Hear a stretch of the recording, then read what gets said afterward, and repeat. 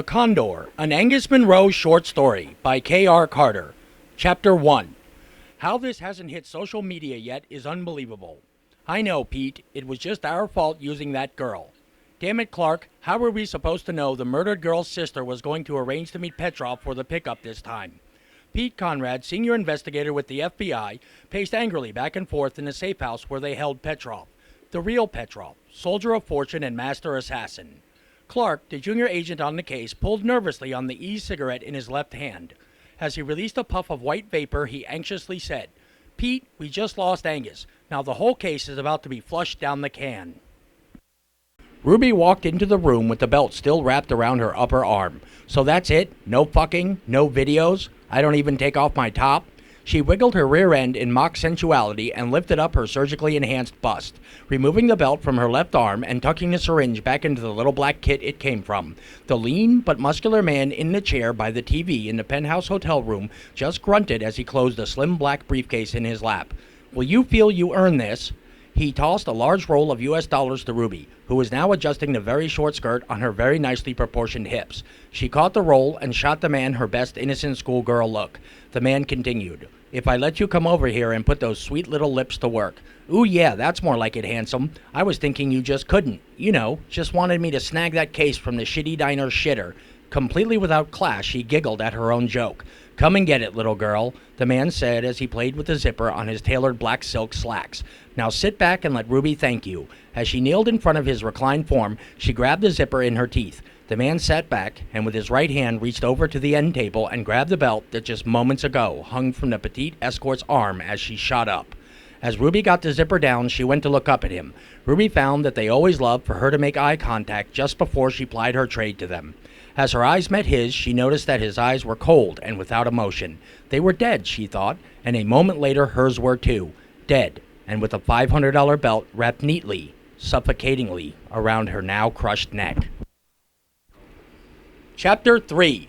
Alexis saw the dark figure leave the lobby from her car across the street from the hotel. She hated waiting for Ruby's dates to leave, but she always loved the money that Ruby came down with. Only tonight, Ruby was really late, Lexi thought. Ruby probably needed a shower after that one. So Alexis decided to use the key that Ruby had given her to the penthouse playhouse Ruby always used and head up and wait for her. Maybe then she could get some sweaty details from her little sister. "Ruby, honey, are you out of the shower yet?" Alexis called as she silently entered the suite. Initially, she gasped as she saw Ruby, still on her knees, with her head on the seat of the black leather recliner. "Oh no, baby, did you shoot up twice again? Come on, get up, Big Sis is here." Alexis knelt beside Ruby and, "Oh God, no!" For an instant, she thought overdose. However, she then saw the horrible marks around her baby sister's neck. She lost it and started to sob as she shook Ruby's limp, pale face. Chapter 4. The name over the door of the storefront read Hitomi Watches. It was an otherwise unassuming storefront in the downtown area.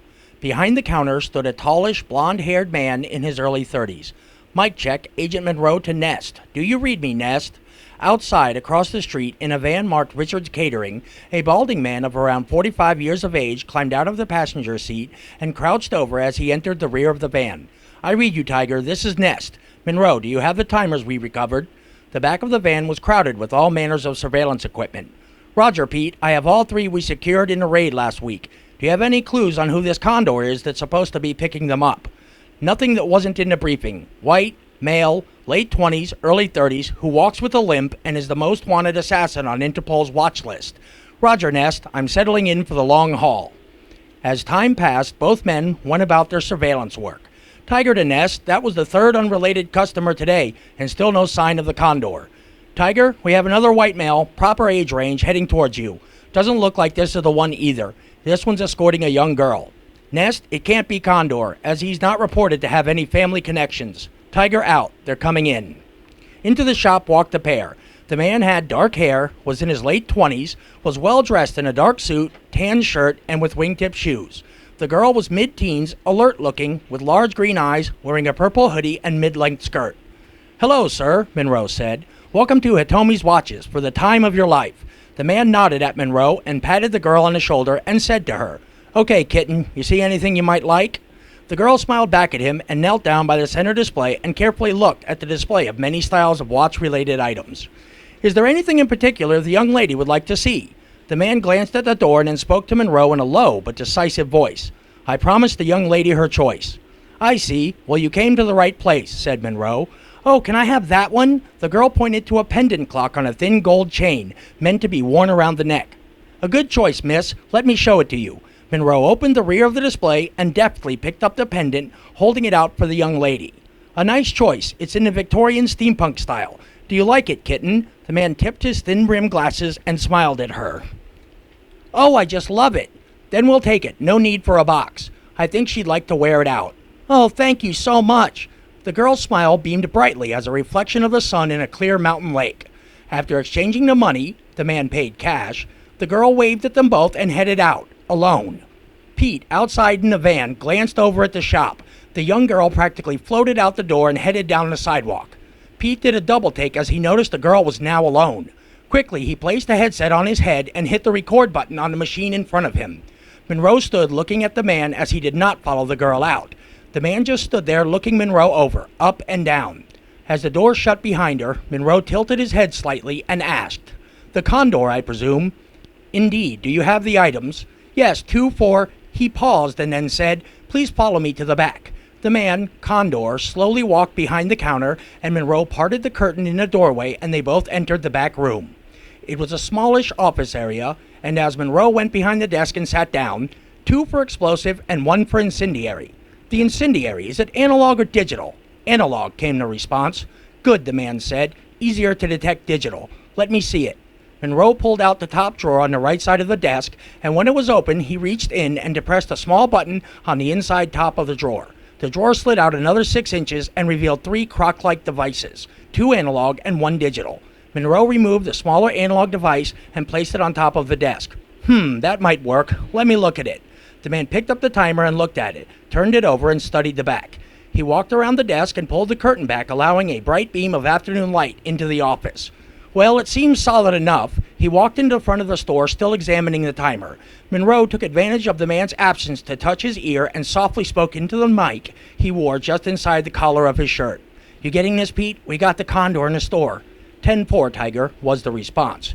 Just then, Monroe glanced in the mirror placed in the top corner of the doorway to the front of the store. There he could see the assassin, known as the Condor, place the timer on the counter and pull a string-like line from his watch. It was a garrote. The Condor called to Monroe. Will this do? I really must be going. Here's the agreed-upon price. Monroe knew that the minute he passed the curtain, Condor would be upon him, ready to strike. As he approached the curtain from the rear of the office, he kicked the nearby wastebasket through the doorway. Initially, it worked. Condor took a step back and looked down, just as Agent Monroe drew his sidearm and pushed the curtain to the side. However, before Monroe could take aim and tell Condor to halt, the Condor, with the reflexes of a panther, took a knee and with his left hand grabbed a throwing knife from its ankle sheath and flung it expertly at Monroe. With the reflexes almost as fast, Monroe jerked the hand he held the sidearm with up in front of his throat, just in time for the metal of the weapon to deflect the knife. It was enough to save his life, but altogether it was rather clumsy and gave the Condor just enough time to draw his small, silenced pistol from the shoulder holster and begin to level it at the agent's chest, right at his heart. Monroe suddenly dropped his center of gravity and raised his left leg in a well-practiced bicycle kick that he last used playing soccer on the National Mall with some friends. The pistol flew out of the Condor's hands and sailed through the air to the far side of the shop. In a completely smooth and practiced maneuver, he extended the telescoping blackjack from the sleeve of his coat. Monroe, now on his back, quickly pumped his legs, sending him sliding backwards through the curtain into the back office until he slammed his head and shoulders into the desk. So hard was the impact that it sent everything flying off the desk. The Condor immediately flew through the curtain, and intending to strike down the now prone Monroe, he suddenly froze. The sound of clicking and the smell of electricity filled the room as Pete, in the doorway of the shop, holding the stun gun he had just discharged into the Condor's back, said, Angus, are you okay? Whew, Pete, what kept you? I got over as fast as I could. Well, Monroe chuckled as he said, I had him right where I wanted him. Pete shook his head. Sure, Angus, I could tell. Chapter 5. Inside the reception area of the Peacock Escort Agency's office, Alexis sat wearing some of her sister's favorite clothes. She looked into the mirror of the compact and touched up her eye makeup and reapplied the candy apple red lipstick she had found inside Ruby's purse. The receptionist hung up the phone and looked over at Alexis. Mr. Djembe will see you now. Alexis stood up and tugged the very short skirt she wore. She hadn't quite the hips her sister had, and her bosom, though ample, was nowhere near as full as her sister's. What she missed in physical proportions, she more than made up for with her stunning facial features. Alexis had clear sky blue eyes, high pronounced cheekbones, and a haircut shaved on one side and pulled up over the top and down to the shoulders on the other. She walked with a grace not even seen on runway models. She wore a tight V-neck velveteen top and blue plaid miniskirt with stiletto heels on clear acrylic platforms. She looked a perfect picture of a well-priced escort catering to wealthy professionals who liked cute girls. She entered the well-decorated office, looked at the display of peacock feathers hanging on each of the walls. She crossed the room and, bending her legs together, sat gently on the white leather sofa that faced the desk.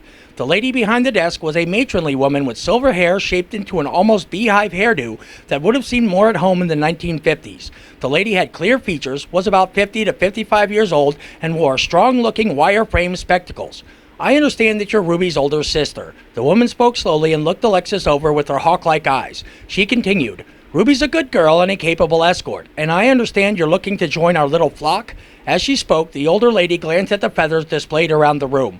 Alexis tilted her head slightly to the side and interjected, Yes, Mr. Djembe, I'm specifically looking to meet the man Ruby saw last Friday.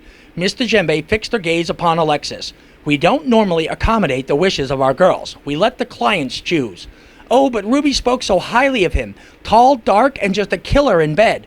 Alexis briefly let her anger show on her face as she spoke the word killer, but quickly it disappeared and she hastily added, It's very important, and I'm willing to take only a fraction of the fee if I can have him wine and dine me the way he did for Ruby.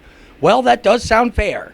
Alexis knew from Ruby that Mr. Djembe was a bottom-line kind of person, and that keeping a majority of the more than ample fee for herself would definitely hook the shrewd old lady. Very well, he has requested another girl for tomorrow. I trust that will do. Alexis nodded and knew the first part of her plan was complete. Chapter 6. Inside the FBI safe house, Agent Clark was carrying a tray with coffee and a piece of toast, both in paper containers, past Pete Conrad and Angus Monroe, over to a door at the far end of the room. Clark set the trays on a small end table next to the door and opened it. Just inside the door there was another, this one of metal bars. Stand back, away from the door. Inside, the assassin known as Condor stepped back into the unfurnished, empty, windowless room that looked small enough to have been a bathroom. Agent Clark slid the tray under the door and then placed the paper cup of coffee through the bars onto the tray. Here's your morning meal, Petrov. Butter on the toast and hot coffee. He closed the door again and looked back at Pete and Monroe, who sat at the two desks at the center of what could otherwise have been a mid-sized living room. Monroe motioned at the array of weapons sitting upon the desks. Pete looked away from the monitor showing the camera feed into the Condor's room-turned-cell and said to the others, Man, this guy was a walking arsenal. Laid out across the top of the table was a silenced pistol, a throwing knife, and the baton from the watch shop. Joining it was the watch with the spooled garrote and a small plastic figurine that looked like some trinket from an obscure anime that was actually made of plastic explosive.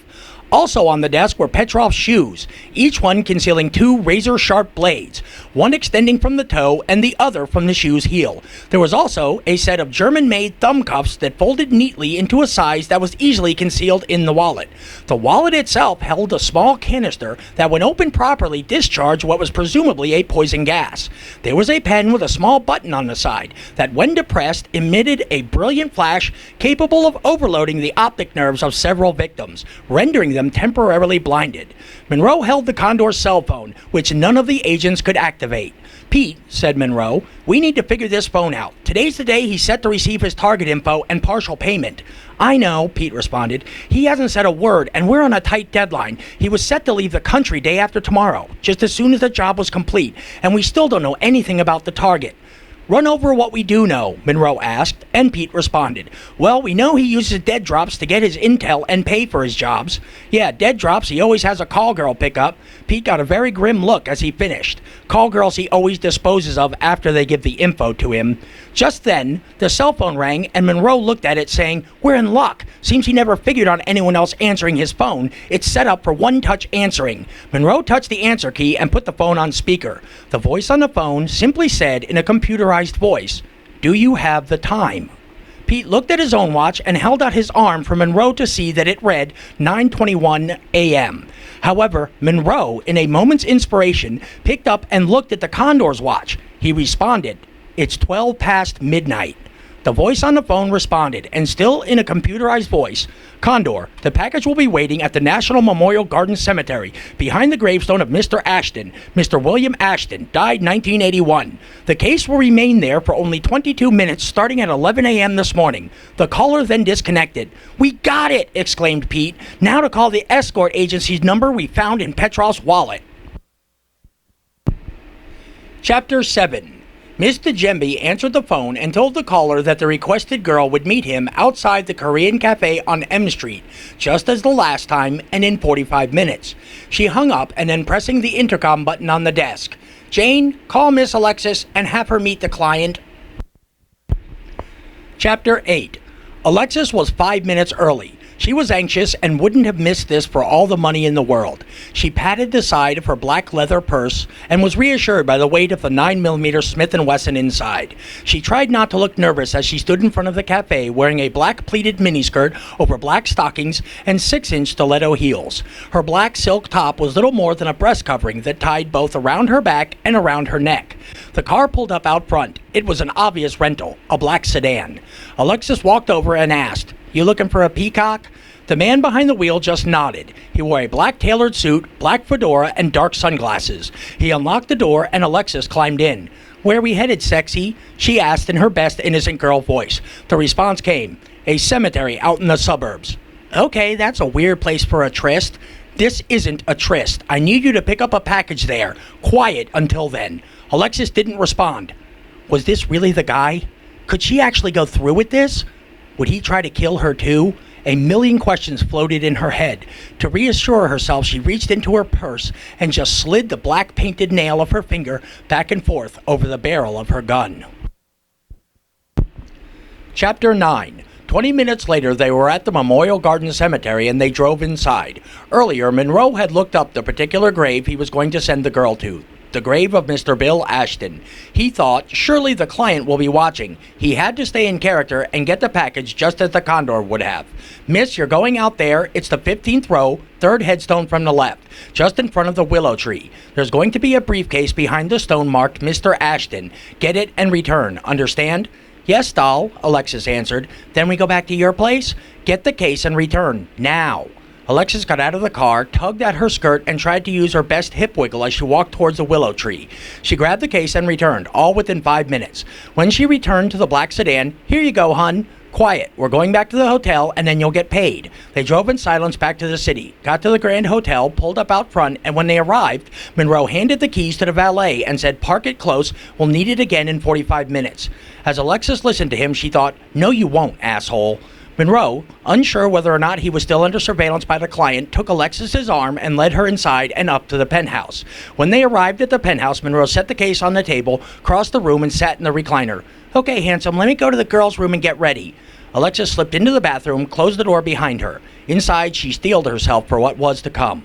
Monroe pulled out his phone and was about to call Pete when Alexis emerged from the bathroom with a gun in her hand, pointed right at him. "Now, wait a minute, miss," Monroe spoke in a low, calm voice. "No, you wait. Put down the phone." Monroe looked at the phone. "Now," Alexis said in a loud, strong voice. "Let me explain, miss. I'm just posing as this man, Petrov, the Condor. What are you going to do, rob me?" "No, that girl you left last weekend with the belt around her neck was my sister, Ruby." Angus tried to explain. "I'm a cop. I'm with the FBI. We're trying to build a case against that guy, the guy who left that girl." "Not a girl, my sister. Her name was Ruby." Alexis could feel the tears welling up. It made her even angrier. "And now," she cocked the gun, "you're making a big mistake, miss, and now I'm going to kill you." As she tightened her finger on the trigger, she said, "Asshole," and she pulled the trigger.